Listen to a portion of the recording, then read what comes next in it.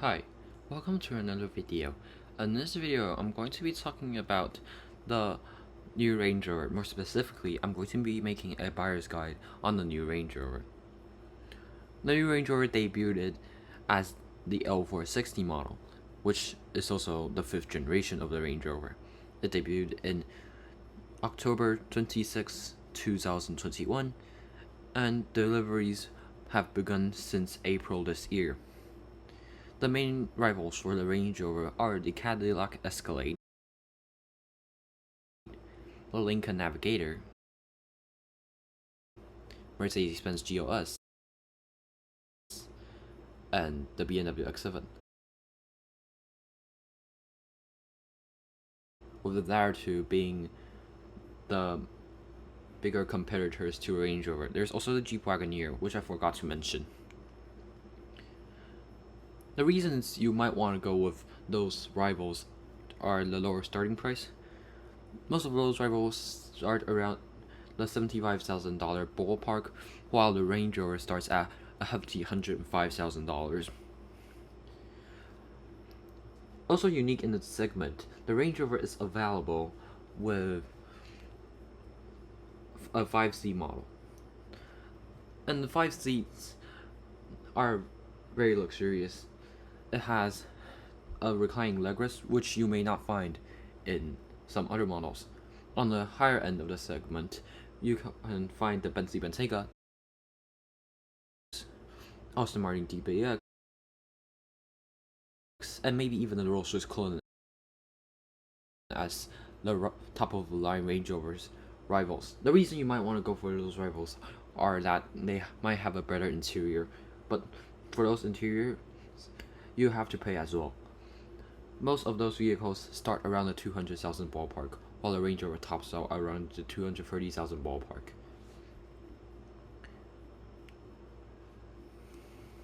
Now, here we are on the configurator. The Range Rover is mainly split up into 3 body types. There's the standard wheelbase models, which have the most range of models, the long wheelbase models, and the long wheelbase 7-seat models. Now, it's worth noting that each of these models have their seats positioned in different ways. More specifically, the seats behind the first row are positioned in different ways. The standard wheelbase has their seats in their normal place, well, quote unquote normal place. The 7-seat model, although it has a longer wheelbase, the seats don't actually move back. All the space from a longer wheelbase go into the third row seats. Meanwhile, with our long wheelbase 4 or 5-seater, all the seats are behind the first row because there are only 3 seats in the second row are moved back by quite a wide margin. Now, it's worth noting that if you get the long wheelbase model, the Range Rover is longer by 7.8 inches around that length. And the 7.8 inches all go into the wheelbase of the car. None of it goes to the front and rear overhangs, so you don't get an increase in the cargo capacity unless you fold the second row seats down, and then the Range Rover turns into a van. But I highly doubt that any Range Rover owner would be using it like that until it's in its 3rd owner or 4th owner. Now, the Range Rover has 3 trims, or 4 if you count the first edition as a trim as well. But we're not going to be talking about that today, because that model is limited to the first year only. So for starters, we get the Range Rover SE. The Range Rover SE is available with the standard wheelbase and the long wheelbase 7 seats. The Range Rover SE comes with a decent amount of kit as standard. It gets stuff like 21-inch alloys, LED headlamps, LED tail lamps, multi-zone automatic climate control, power 20-way front seats, power reclining rear seats, power folding second row, 14-inch touchscreen. You get the idea. The Range Rover SE is also available with the most variety of powertrains. For starters, it kicks off with a P400 powertrain, which, as the name suggests, has 400 horsepower, and that power comes from a smooth inline six-cylinder with a mild hybrid system. Now, for an extra almost 4 grand, you can upgrade to a P440E, which is basically the P400 but detuned a little bit and given an electric motor. Now, this electric motor will give you quite a bit of electric range, as the battery is quite large, 36 kilowatts to be exact. This will give you a range of 60 miles, as the Rover claims, although they say that you can go farther than that if you are really light-footed. As you can see here, although it has an extra almost 40 horsepower, it's soared to 60. This is due to the added weight of the hybrid batteries, although no delivery of the plug-in hybrid models have begun, so we really don't know that if it handles worse than the normal models due to its added weight. It's also worth knowing that this is the only model you can get the plug-in hybrid with. All other models get the P530 engine only, which is a 4.4 liter BMW derived twin turbocharged hot V V8. Hot V means that the turbo are located inside the V of the engine, which gives it less turbo lag. And this engine is also available in the C. It increases its price by quite a lot, but you do get 0-60 done in 4.4 seconds, if that's the privilege you want. Now, for me, I like the P400 engine, but it depends on you which engine you want. Now, the SE, if you go for the P530 engine, you also get different wheels. All models of the Range Rover come with a active 4-wheel drive system, which can switch to rear-wheel drive to save fuel, and they come with an 8-speed automatic set of transmission routing power to all 4 wheels, as I said before. Now, moving down, you find the Autobiography trim level. The Autobiography trim level is available in all 3 forms: the standard long wheelbase and the long wheelbase with 7 seats. Now, the long wheelbase 7 seats in the Autobiography don't get the exclusive class comfort rear seats, which are basically really comfortable rear seats with a ton of adjustments such as shoulder bolsters, etc, etc. If you really want that, you have to get the long wheelbase and the steering wheelbase with 5 seats. Now, the Autobiography gives you a ton of extra kit. You get 22-inch alloys, more advanced exterior headlamps, a sliding panoramic roof, laminated front and rear or dual pane glass. You also get 24 seats instead of the mere 20 found in the SC, and as I said before, those exclusive class rear seats and hot stone massaging seats, which are really nice. You also get semi-inline leather seats, and that's pretty much it. You also get exclusive trim, of course, such as the silver detailing on the exterior and the inlays in the interior. You also get the 35-speaker Meridian sound system, complete with 2 speakers in each outboard seat. This is the model I recommend. It gives you a lot of kit as standard and some kit that you can find on the SE trim. Now we move on to the SV. The SV is the last word in Range Rover luxury. This is the model, as I said before, that will compete with the Bentayga, DBX, Cullinan, etc, etc. The underpinnings of the SV aren't really changed at all. It has the same engine, same power, same suspension layout as the Range Rover Autobiography. It's also worth knowing that if you get the P530 engine, you get the electronic differential and the active anti-roll are standard. The SV is more of a quote-unquote cosmetic car than it is for features. For starters, you get 2 exclusive exterior accents to choose from: SV Intrepid and SV Serenity. SV Intrepid dresses up the car in black accents, while SV Serenity dresses the car up in bronze accents. But both of these packages cost extra unless you go for a long wheelbase model.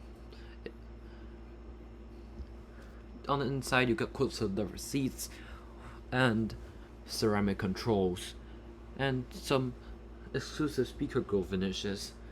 You also get an exclusive SG etched hand finish roundel, if that's what Land Rover would call it.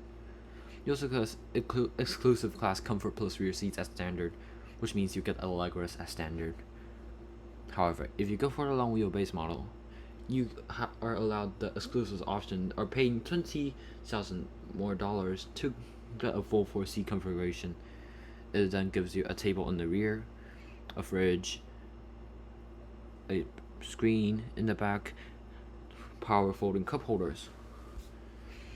Now, time to start configuring. The model I suggest, as I said before, is Autobiography, but I really do like the long wheelbase model. I think it gives the luxury, and I personally won't need 7 seats. If you do need those, choose it.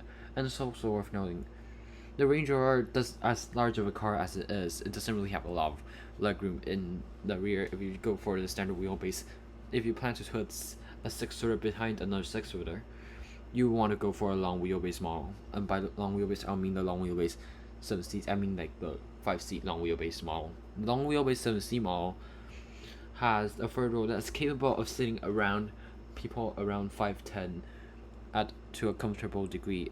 Any taller than that, they might be brushing their hair against the ceiling, and for long journeys, that might not be very comfortable.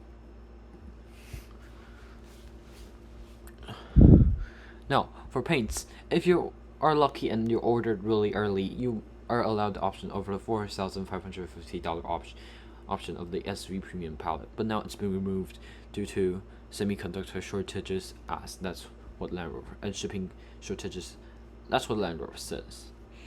For me, I really like the Santorini Black, and we're not going to debate on the colors because it's basically up to your personal choice. It's also worth noting, a Stony Pearl White. It says speak to Rover for availability here. It's actually been discontinued. Unless you are the first 25 customers to want to paint your Range Rover in white, you are now only allowed the option of Fuji White, which isn't as good as in my opinion, due to the fact that it doesn't pop as much as the Stony Pearl White.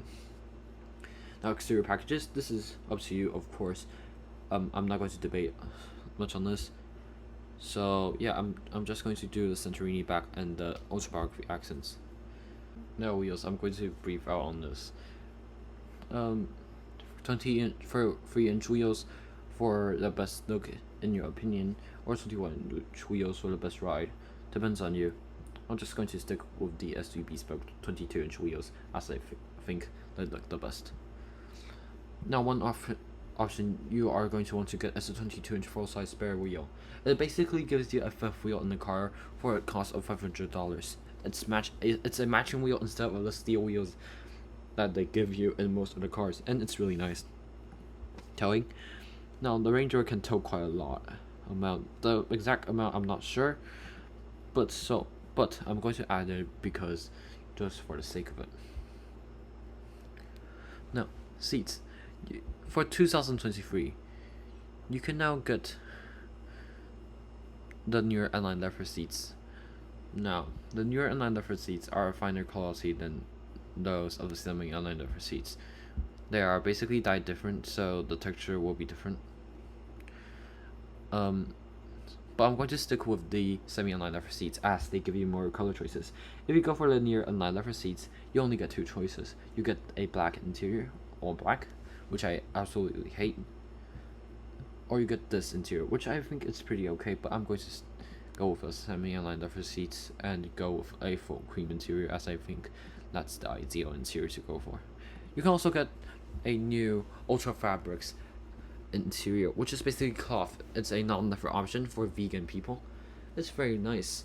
It's one of the best cloth interiors out there. If you don't want animal skin, that's what you should go for. It's also worth noting that it only comes in black, so that's why I'm not going for it. Now you can degrade to cloth headlining. I'm not sure why you want to do that, but I'm just going to go for the SV Bespoke duotone headlining. It gives you these pillars in black, while these in perlino or beige. This is what Land Rover calls a floating effect. It's, well, it doesn't really look like it's floating, but yeah, that's what they call it. Finishers. Now finishers, there's a wide range of finishers for you to choose from. Now I personally like the natural ecru walnut veneer.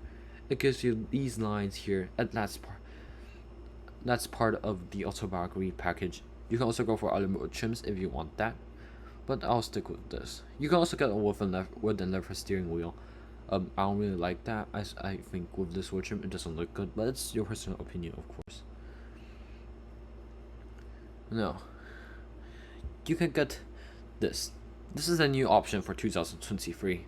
You can front and rear mud flaps, rubber floor mats, cargo space rubber mat, portable wind system, exclusive USEF branded gear, custom Yeti cooler, blah blah blah.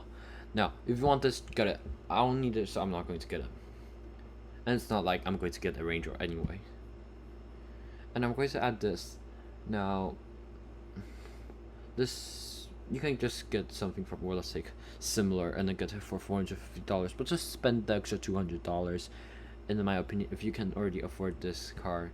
I also add the deployable side steps. It's very expensive, but it's very nice. And I'll also add mud flaps just to protect the paint.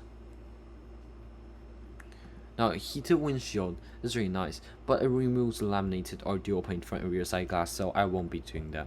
I don't know why they do that, but they just do that. I'm also going to do a badge delete, as I think the Autobiography badge from this generation looks wonky. And the tailgate eventually is no cost. And so, it's a car to position it for $100, so why not get it? And that's my build. There's quite a lot of options, but again, this is quite an expensive car, so that's what you expect. And that's it for today's video. If you've enjoyed this video, please give it a like and subscribe. And if you have any suggestions or any car you want me to do a buyer guides on, be sure to leave a comment down below. And that's it. Thanks for watching.